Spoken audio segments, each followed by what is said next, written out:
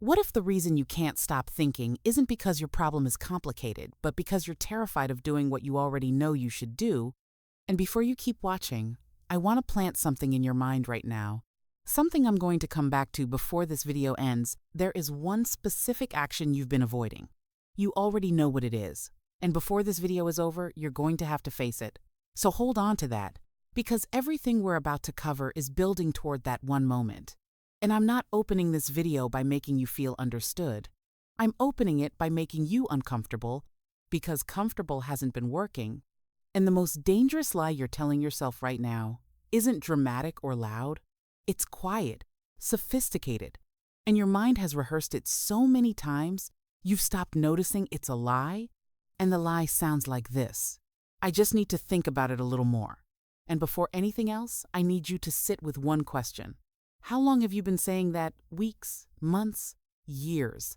And in all that time, in all those hours of thinking and analyzing and journaling and researching, what has actually changed in your life? Not in your understanding, not in your self-awareness, not in the quality of your journaling, but what has changed out there in your relationships, your work, your body, your daily behavior? Because if thinking solved your problem, it would be solved. And that gap, that precise and uncomfortable gap between how clearly you can describe your situation and how little has actually moved, that gap is not evidence that you're still figuring it out. That gap is the proof. Not that you think too much, but that you use thinking as a substitute for the one thing that actually frightens you, which is action in the face of uncertainty. And I'm not going to tell you to just stop overthinking and take the leap, because if that advice worked, you would have used it already. What I'm going to show you goes much deeper, and once you see it, you cannot unsee it, so stay with me. The real diagnosis is not overthinking. That word is too soft, too forgiving, too easy to wear like it's just part of your personality. The real diagnosis is avoidance, dressed perfectly in the costume of deep reflection. And here's why this is almost impossible to see from the inside.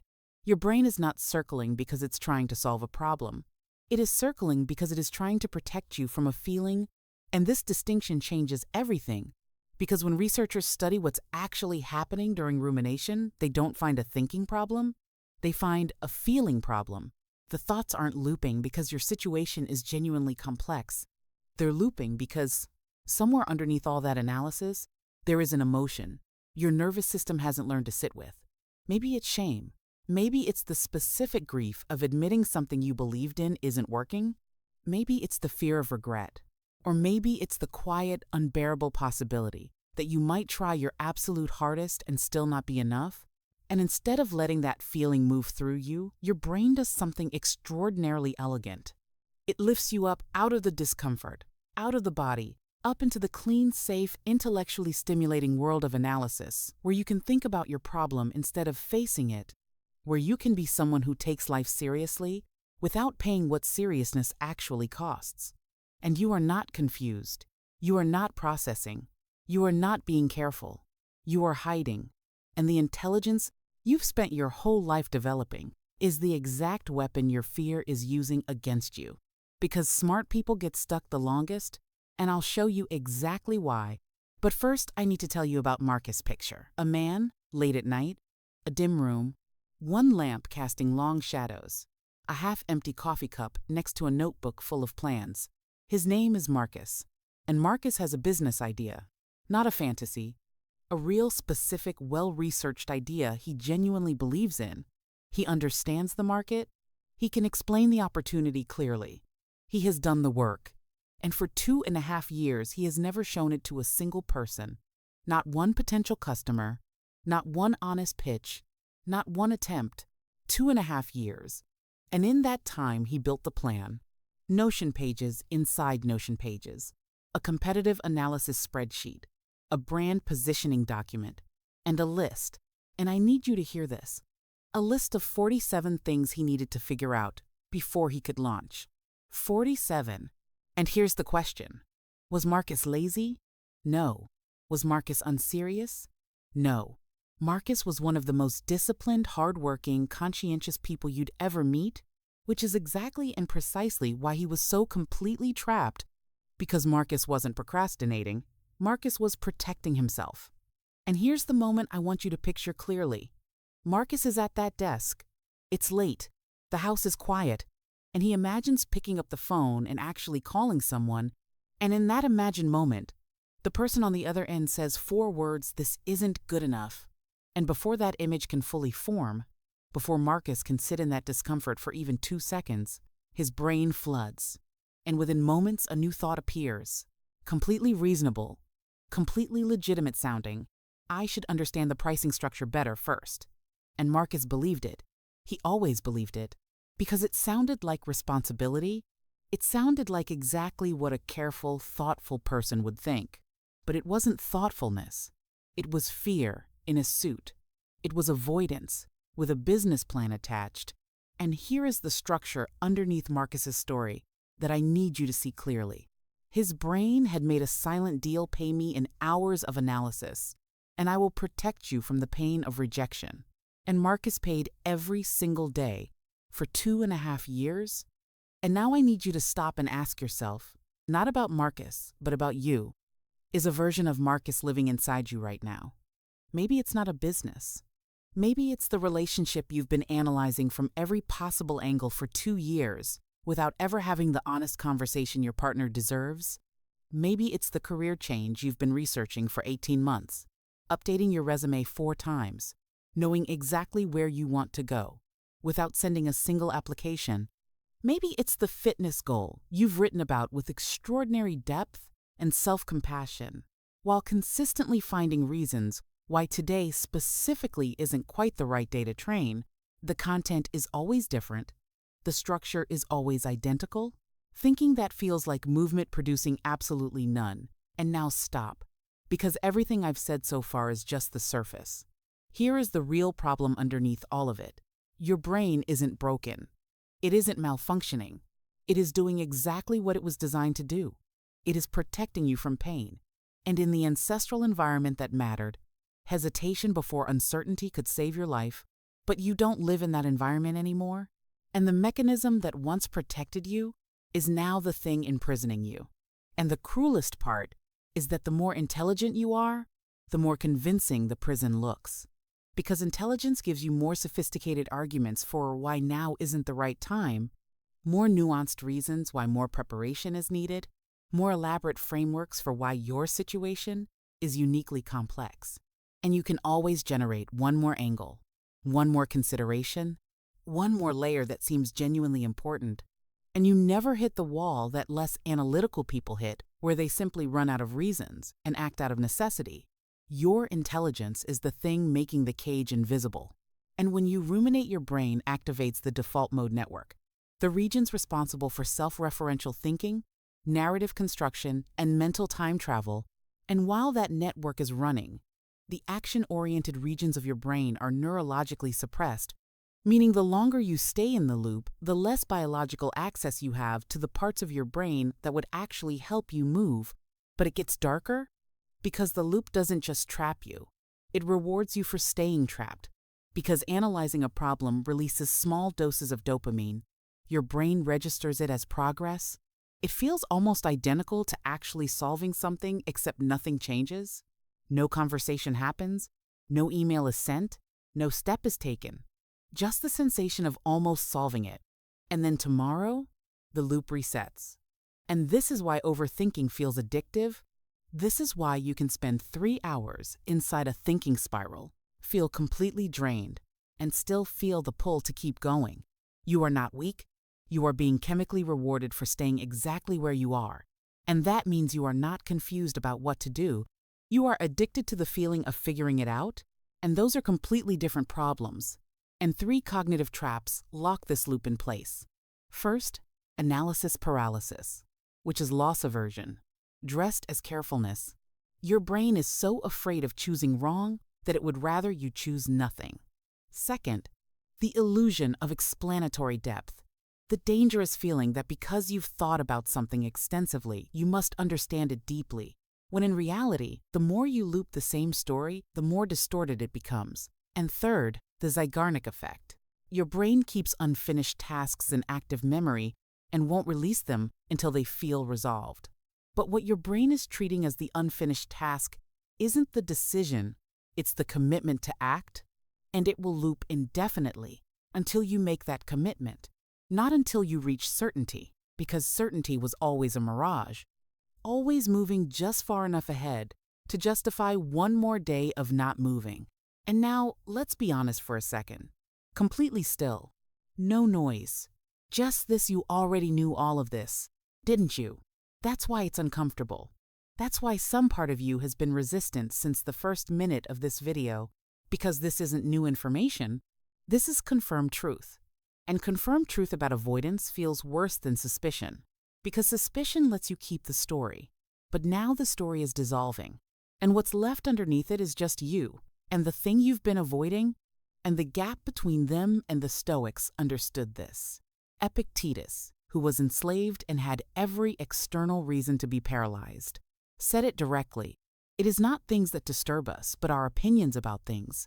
Meaning the reality you're avoiding is almost never as catastrophic as the version your mind constructed to justify your inaction. You've been watching a horror film your brain produced about your own life and treating it like a documentary. Marcus Aurelius said you have power over your mind, not outside events. And the overthinker makes the worst possible trade. Everything spent trying to control the landscape of thought, while the actual territory of their life sits completely untended. And Seneca wrote about voluptas morosa, morbid pleasure in one's own suffering. And I want you to hear that word pleasure, because there is a real and specific reward in staying stuck. You get to be someone who feels things deeply, who processes carefully, who takes life seriously. And you collect that identity every single day without ever doing the thing that identity should produce. You are not processing your pain. You are performing it to yourself in the private theater of your own mind, where the stakes are never real and the curtain never falls. And now I'm going to say the hard things plainly, because you've been gentle with yourself for long enough, and gentle without honesty is just comfortable stagnation. Overthinking is not a sign of intelligence. It is a defense mechanism for avoiding the cost of courage. Your mind is not protecting you. It is protecting the version of you that never has to change, that never has to be rejected, that never has to find out what you're actually made of. Every extra hour you spend figuring it out is an hour you are choosing, not accidentally, but actively choosing, comfort over the life you say you want. And here is the line I need you to sit with. If thinking actually worked, you would already have the life you want. Read that again. If thinking actually worked, you would already have the life you want, and the fact that you don't is not a sign that you need to think better or think more. It is a sign that thinking has reached the end of what it can do for you, and the only thing left is to move. Clarity does not come from thinking more. It comes from acting and then adjusting. You already know most of what you need to know. The missing piece has never been information. It has always been courage.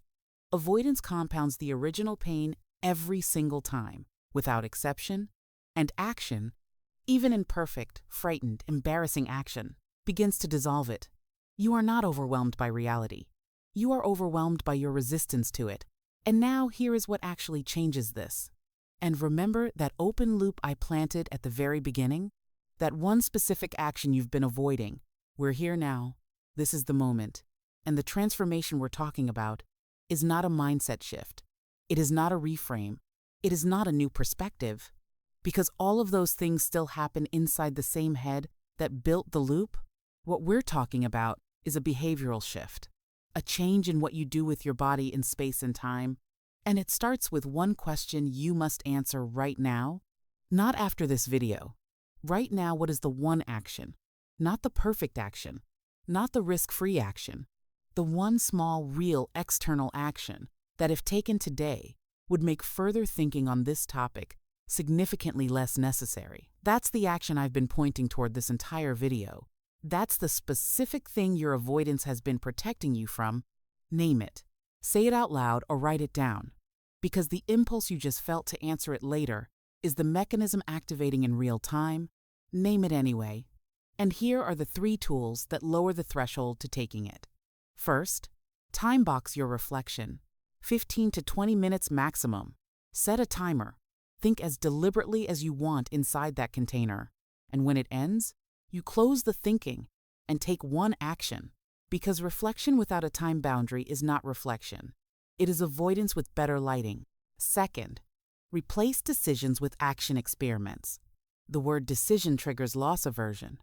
The word experiment is neurologically safer. You're not deciding to change careers. You're running a 30-day experiment where you spend 2 hours a week doing the actual work and observing what reality tells you, not what your imagination predicts. Third, the weekly reality audit. Every week you write one thing you've been overthinking and one specific action you've been avoiding. No explanation, no context, just the thing and the action, because you cannot maintain the story that you're processing once you've written in plain language. I have been avoiding showing my work to anyone who might reject it. And underneath all the tools is the identity shift that either happens or doesn't, because the deepest grip avoidance has on you isn't the fear of failure. It's the fear of losing who you've decided you are. You are the person who thinks deeply, who processes carefully, and you feels things more than most. And those things are real, but they have become the armor you wear to avoid the vulnerability of actual movement, and the identity available to you now is this. You are no longer a professional analyst of your own life. You are a decisive actor in it. You are no longer someone who processes emotion through abstraction. You are someone who feels the discomfort completely and moves anyway. You are someone who trusts their capacity to survive outcomes more than their ability to predict them. You are someone who has chosen courage over the performance of depth. You are someone who does hard things, even when your mind offers you 1,000 reasons not to. And so here is how this ends. Not with a summary, not with a list, because you don't need more content. You need one thing. And here is what I know about you. You have been in this loop long enough to know that more thinking is not the answer. You have been thoughtful enough for long enough to know that the breakthrough you're waiting for is not one more insight away. You have been careful enough and analytical enough and introspective enough for several lifetimes, and none of it has moved your life one meaningful inch in the direction you say you want. And so there is only one question left, not what should you do because you know what you should do, but whether today is the day you stop choosing the familiar prison of the loop over the terrifying aliveness of just beginning. Not perfectly, not confidently, not with a guarantee, just beginning, because your life is not in the plan, it is not in the journal, it is not waiting on the other side of one more week of figuring it out. It is out there right now in the conversation you haven't had, in the work you haven't shown anyone, in the attempt you've been delaying since before you can remember. And the Stoics called it amor fati, love your fate. Not because it's comfortable, not because it's safe, but because it is yours, and you have been standing at the edge of your own life, thinking about it, for long enough. So I'll leave you with one question, just for you. Right now, in the quiet, how much of your life are you willing to spend thinking about living it before you actually do? You already know what to do. You've known for a long time. Stop thinking. Start now.